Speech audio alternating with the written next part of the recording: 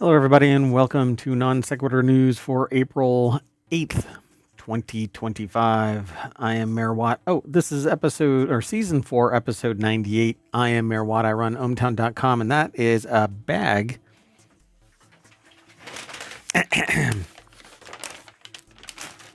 Yeah, production value at an all-time high. Anyway, I run ohmTown.com. That's that site that's right there. And I am throwing this together in the time machine because, well, I didn't prepare the show properly, and I have yet to set it up. So we're going to do this on the fly. So the first, what we're going to talk about today is Nintendo Switch 2. Welcome to your money. Epic Universe, pets are persuasive influencers, rage workouts, a rare insect once thought extinct, nuclear acoustics lab, bracket city word game, Bon Iver hosting basketball, and I typed that out wrong, God. And genetically engineered wolves, and then finally trapdoor spiders in Australia. Yeah, so welcome to ohmTown.com. Today I think is going to be kind of a hot mess because I'm in the time machine and I'm trying to play catch up and get ready for the next show, which is on Wednesday. And this is the time machine, so it's Tuesday, but it's Wednesday for me.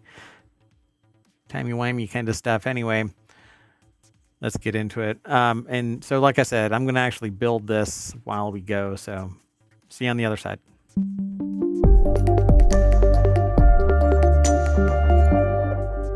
All right. So when you follow one of the links through ohmTown, you get taken to a little snippet, right? So on the front page, or if you follow it from the show notes. So over on Twitch, you hit !NSN and ohmTown will spit out the articles in the order that we're going to go over them. Over on YouTube, they're already embedded in the chat or in the show description. So that's where the show notes go. But when we do the show, I usually lay it all out like this. And so you see this little snippet. That's what we get to see before the show. Largely, we don't even see that. We see this little snippet right here, the title, just like you see it right here. We don't have a little snippet underneath it, but we could. Maybe in a later build of ohmTown we'll do that. But Nintendo has confirmed a price for the Nintendo Switch 2 Welcome Tour, and it's going to run you a Lin-Manuel Miranda play, apparently. So $9.99, $10 for a tech demo of the very product that you are buying. They're not rolling it in, I guess, because there's an experience there that they say.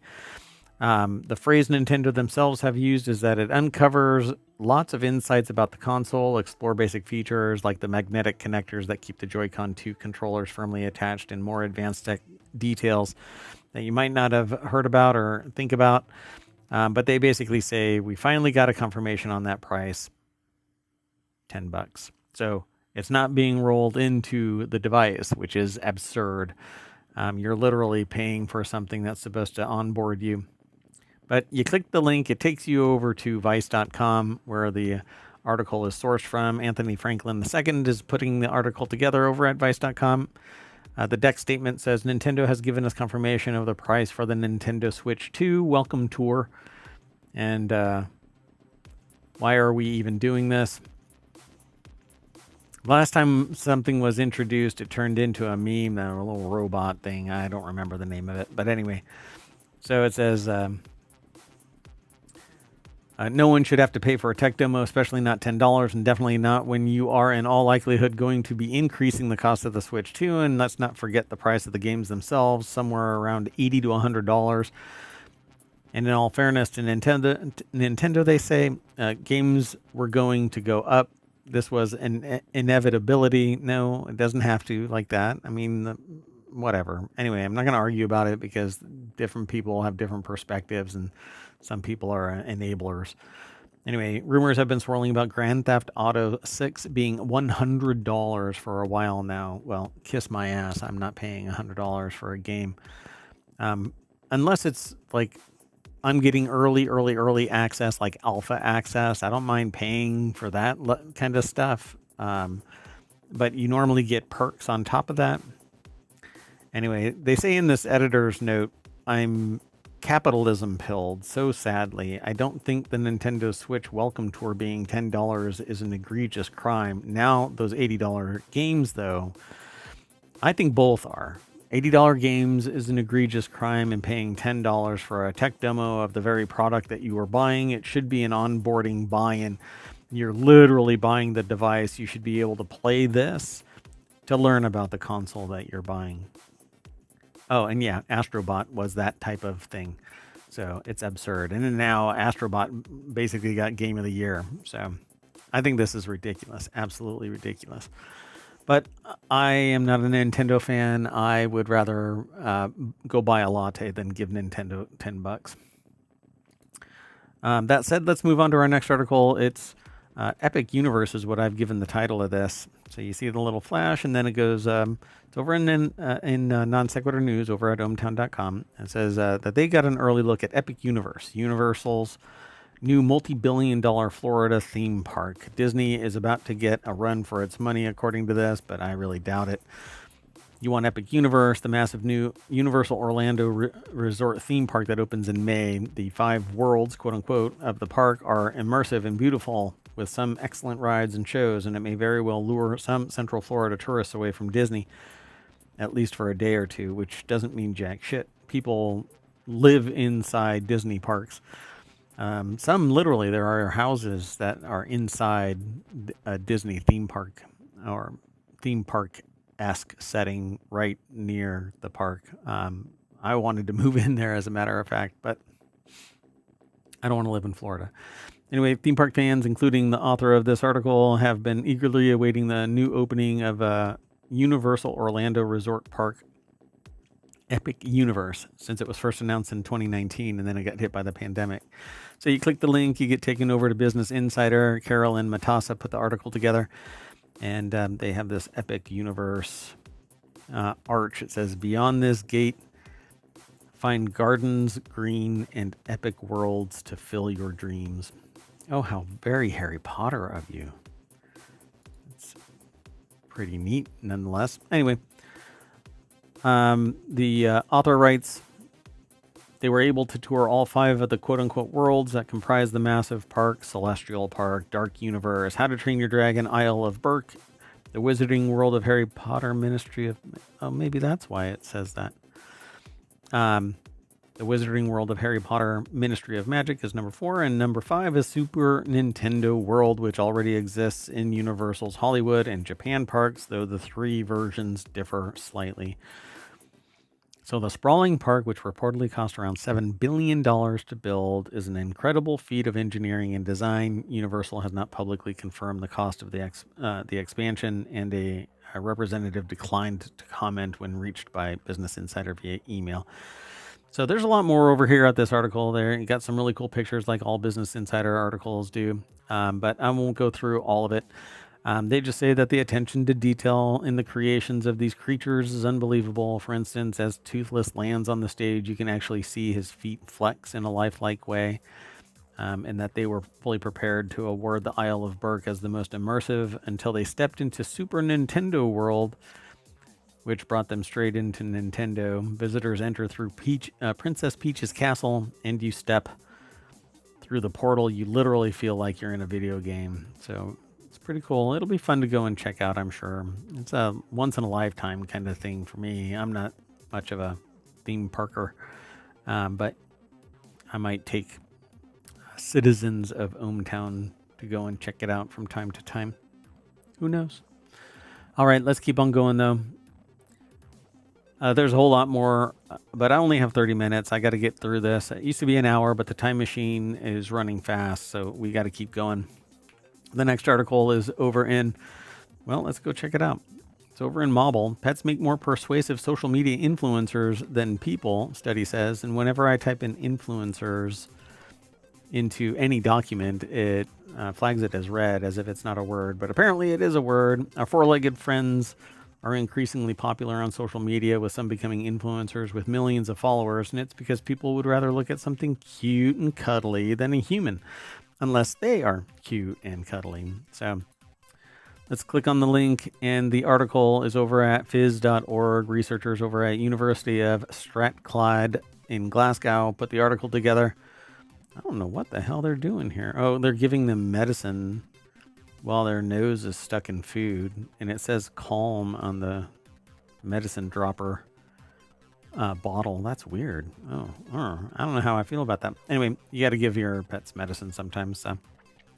So the new study, however, suggests that pet influencers or petfluencers may have a surprising edge over the human counterparts when it comes to trustworthiness, because humans are just innately not trustworthy to some people. Researchers studied why pet influencers are successful by comparing them to human endorsers in fictional advertisements for products like wine and peanut butter. And when the advertisements were tested with an audience, the results were clear. The pet influencer outperformed the human influencer in terms of consumer response, and their effectiveness was even higher when the message matched a consumer's focus on immediate pleasure and satisfaction, because we all need a little dropper of calm. I'm gonna zoom in on this. See, look, honest pause, calm, it's CBD, 1,000 milligrams of CBD. Jeez. All right.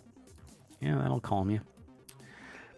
So advertising agencies are turning to animal influencers to promote brands, and in the UK alone, owners spend an estimated £8 billion a year on their pet, and compared to the US dollar of late, who knows what that's actually going to be at when you do the transfer. Anyway, they can rival the earning potential of their human counterparts. Lead researcher Dr. Laura Laverdu, a lecturer in marketing at the University of Strathclyde,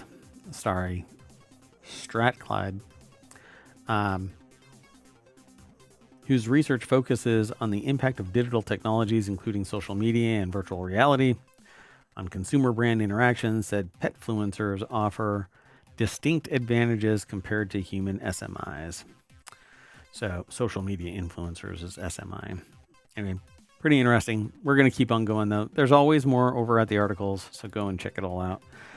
We're going to move on to the next article, and that one is over in Mobile as well. Rage workouts can regulate your emotions, and here's how to do it. It's a stressful time to be alive. You're juggling multiple jobs. I hope not. Nobody should have to juggle multiple jobs. It's ridiculous. Free time doesn't feel free, and even relaxing can feel like something of a check off a list and add in the daily fire hose of awful news. And yeah, people are angry. That anger, it's valid, and it's not something that you have to suppress. In fact, one of the best things that you can do is move. So different types of movement can support working through anger in different ways. So there's rage rooms and stuff like that, and you can scream into a pillow. Anyway, although there is a whole cohort of people out there nowadays who are of the mind that you should eschew your feelings. You should be devoid of empathy and sympathy and compassion, and basically be a sociopath.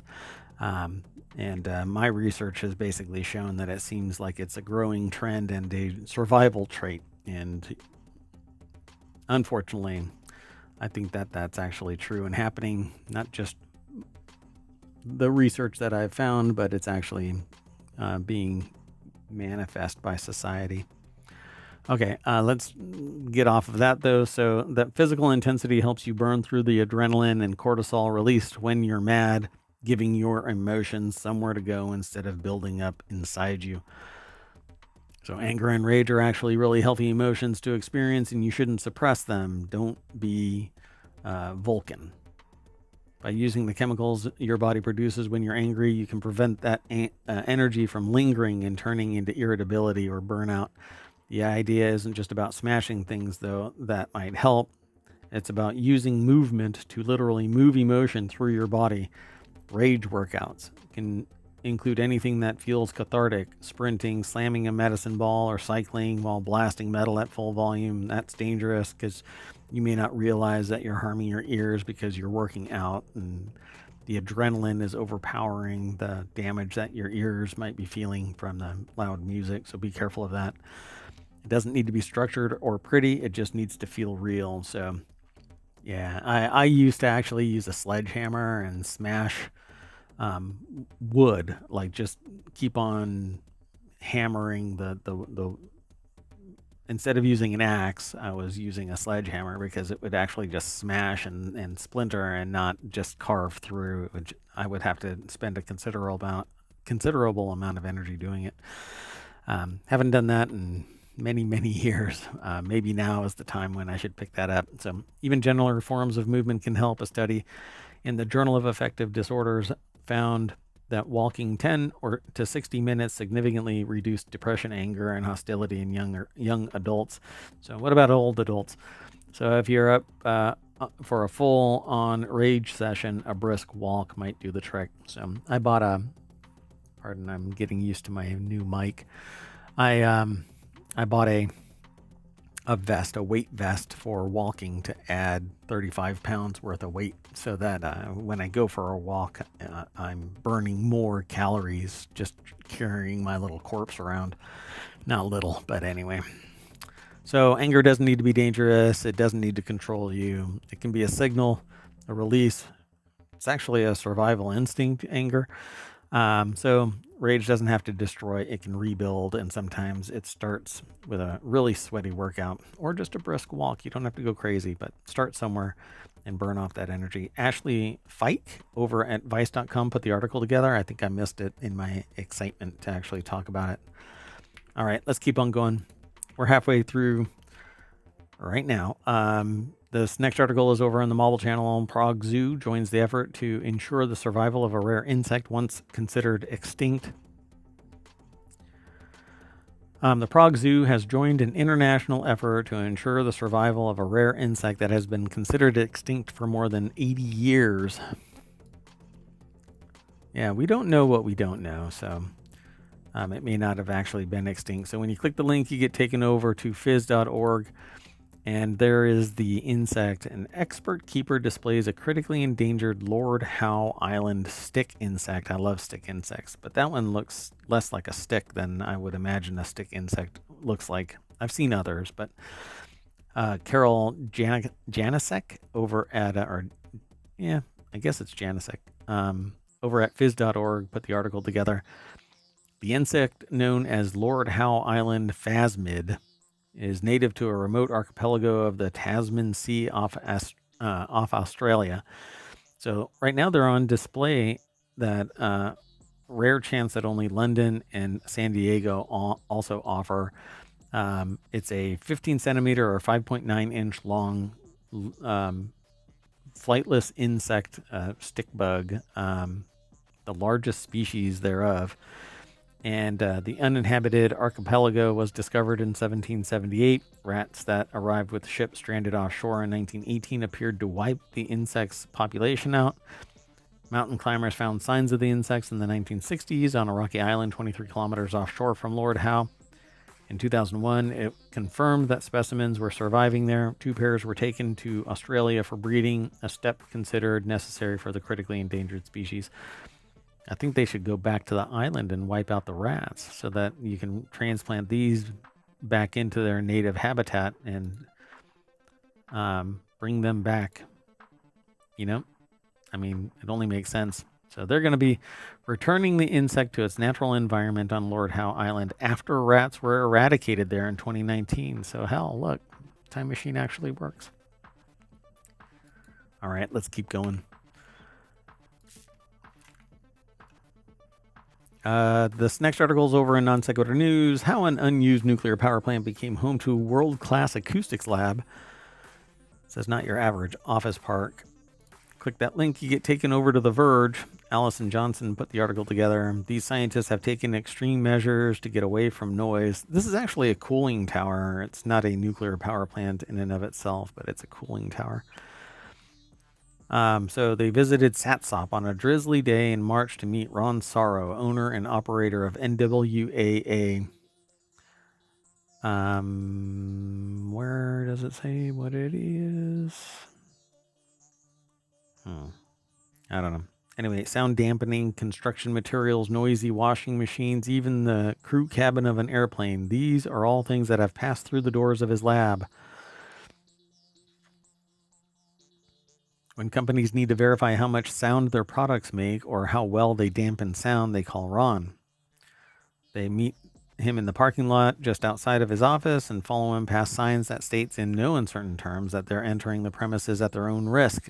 Make their way to the finished but never used auxiliary building that would have housed WNP3's nuclear reactor. So, Washington Public Power Supply System, or whoops, says a chosen name with an acronym that so easily translates to whoops. But I don't know if you should do that for a power company, particularly a nuclear power company. Well, they ran over budget, and the accident at 3 Mile Island in 1979 put a damper on everyone's enthusiasm for nuclear energy. By 1982, both projects were mothballed. Even the WNP3 was nearly complete. So, whoops. Tried to find a buyer in the 90s, but nobody was in the market for a defunct nuclear power plant. The buildings and land wound up in the hands of Port of Grays Harbor, which now maintains it as a s4e98 business park. It has hosted film productions, and Overstock.com call center, now closed, and at one point, thousands of recalled VW vehicles sold back to dealers following an emissions cheating scandal. Wow. So, stepping through the threshold of the auxiliary reactor building, s4e points out that the exterior walls, 5 feet thick, made of solid concrete and sturdy rebar, follow him to a curved path marking yellow lines around the structure that would have housed the reactor. Its round cave-like opening is dark and covered in a padlocked fence. Loud rustling by the entrance startles them, and they see a large bird tuck itself into a nook above the door. Whatever all this means. So there's actually what looks like a crane inside this facility used to lift speakers into place on the free field testing rig. Okay. Acoustics testing, as best as the author can tell, is 2/3 science, 1/3 witchcraft. You have to be better than the thing you're testing, s4e explains in a general scientific principle. In acoustics, that means creating a controlled space to measure sound without interference from background noise. s4e's remote location means that there's not much in the way of outside noise to deal with, and the thick concrete walls take care of the rest. So there's a lot more in this article. I won't go through it all, but they basically test acoustics in this thing. The last thing that I'll say is the free field rig is a little Lovecraftian. It's a tall structure with an arm that curves forward over a pedestal. The arm is covered with a kind of white insulation, and it's punctuated with 19 microphones pointing inward that look like teeth, or maybe daggers, they say. When it's rigged up for testing, s4e will put a speaker on the pedestal and play sound from it while it rotates, and the resulting data gives a 3-dimensional picture of the speaker's performance. So yeah, now from nuclear power plant, now a world-class acoustics lab. All right, let's keep going. Got a few more articles to go, and we'll be able to get out of the time machine. This next article is over in Technology Today. Bracket City could be your latest word game obsession. Millions got into Wordle over the past few years. Many clones of the game. Other developers went into slightly different direction and found success. New York Times did with Excellent Connections. Another game that's been doing the rounds for a couple of months has a new home as The Atlantic becomes the latest publisher to get into the daily puzzle trend. While starting Tuesday, you can play Bracket City on the magazine's website. Again, you click the link, you get taken over to the source. This is over at Engadget. Chris Holt put the article together. The Atlantic is the new home for a puzzle game called Bracket City. Starting Tuesday, the aim of Bracket City is to solve a nested series of clues to reveal a fact about a given day in history, and you have to solve the clues in order, but if you figure out an answer at a higher level, you can use that to work out your way backwards and help you get to the solution. There's a tutorial to help you get started. Oh, that's interesting. It looks like it's story driven. Tuesday's fact of the day is 10 words long, while Monday's was only 6 words, but revealing each meant solving 17 clues first. The clues include cryptic hints, fill in the blank idioms, and general knowledge teasers. Clicking on a hint will reveal the first letter of the answer. There's also a hard mode in which you don't have to press enter to submit a guess, but every keystroke counts. That actually looks like it might be fun. It's almost as if it's like a Mad Lib, but you're trying to answer questions. So and then inside it's the inside brackets, second rock from the, and then inside brackets is a bunch of underlines, and then inside that is bracket that says call unintentionally with your in parentheses, but in quotes, and then a closed bracket. So what is that like? Well, I guess dial, right? So second rock from the, and then there's something dial. And then there's more. It's basically stacks within stacks of brackets and parentheses and quotes and underlines, and you're trying to figure out all the biggers is 13, so 2 dozen.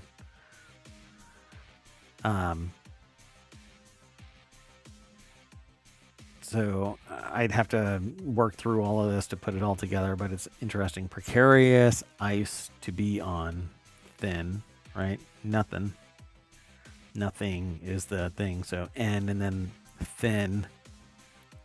So you merge it together, no, thin, and there's a G on the other side of the bracket. So it's kind of interesting. You'll have to see this if you're listening to this via the podcast. It's going to sound extra cryptic. All right, let's keep on going. This next article is about Bon Iver. I chose this only because I was really curious about what the heck? Bon Iver hosting basketball tournament in Los Angeles this weekend. Justin Vernon and friends will face off on the court in celebration of the release of Sable Fable. When you click the link, it takes you over to Pitchfork. Justin Vernon and friends. Jasmine Rowe put the article together. It's over at pitchfork.com. And it says here, proceeds from the on-site raffle will benefit to $1 billion, Vernon's gender equity and anti-domestic violence campaign. And if you can't make it to LA, a series of listening parties dubbed Fable Spaces with inverted caps will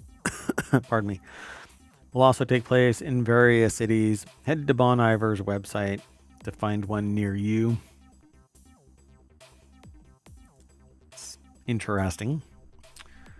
The free events attractions will run from 3 to 7 p.m. at the Terasaki Budokan Sports Facility, with the tournament pitting Justin Vernon and friends against one another. Pardon me 1 second.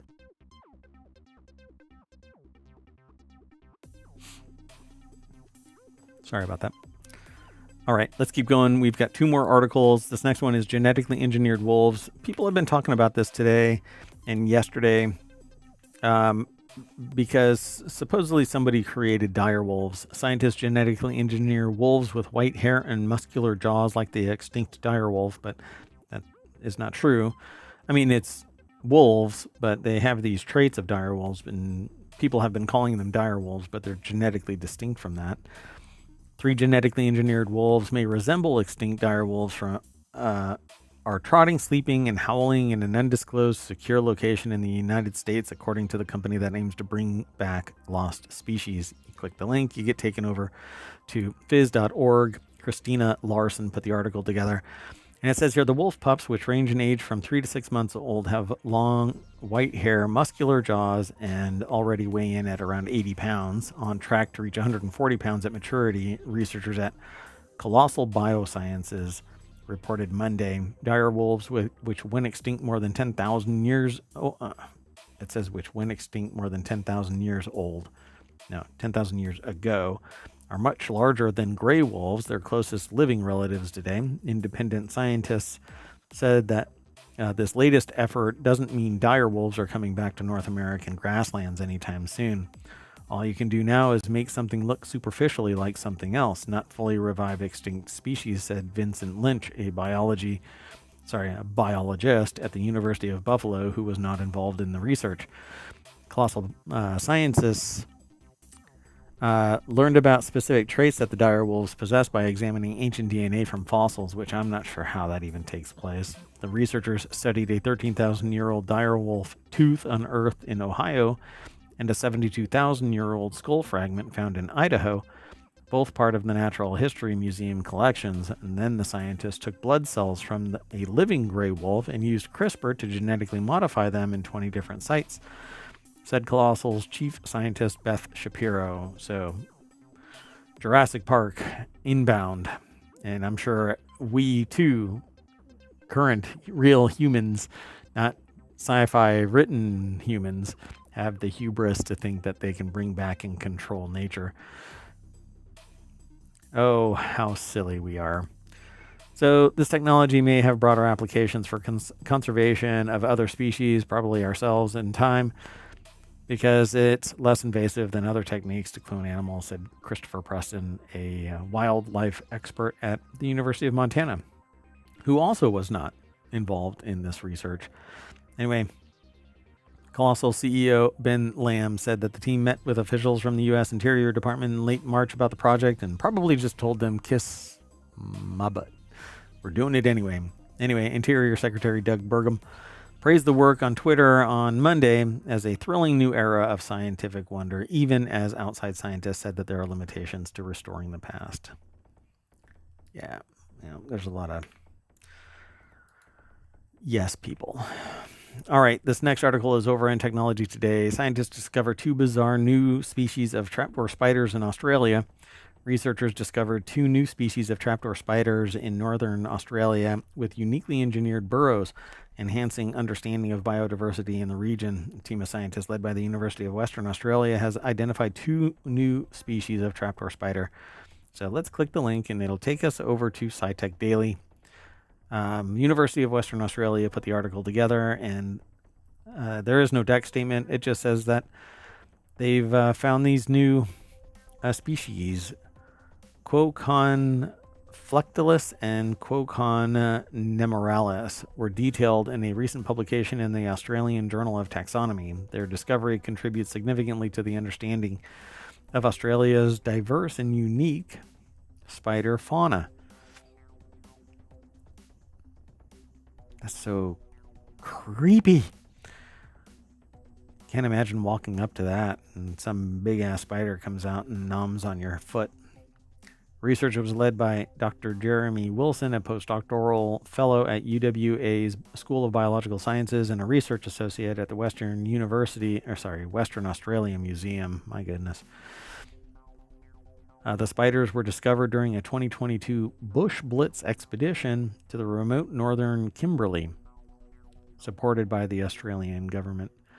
So they have unique microhabitats, unlike most related species that build simple open trenches or entrances to their burrows. Spiders of the Quocon genus create elaborate burrow entrances with unique features, and we're exploring along a small creek when we noticed distinctive circular burrows in the sandy banks.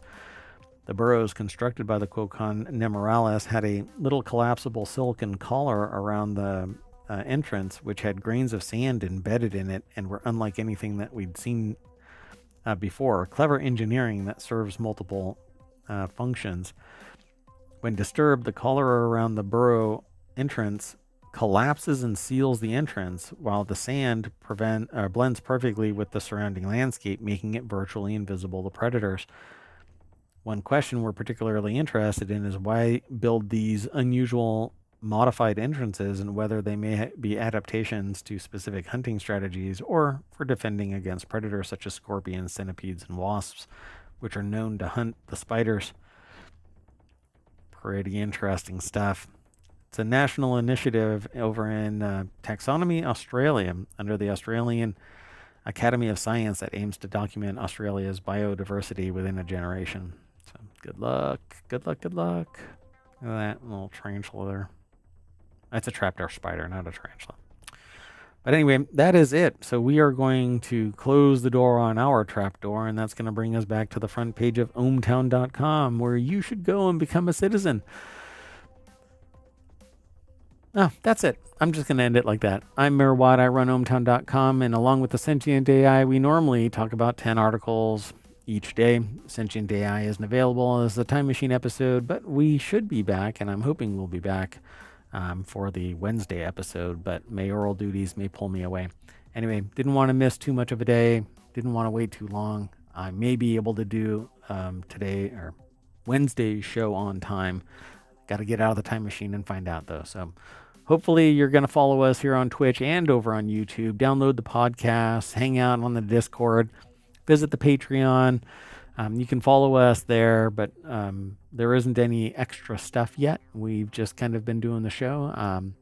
But I'm hoping that I'll start doing Patreon-bound stuff for Summer of Stream, game reviews and movies and stuff like that, watch parties. But we'll see. We'll go from there. Anyway, I tend to be a one-person shop, so we'll see what goes on. Anyway, stick around. Hope to see you here. Talk to you later. Bye-bye.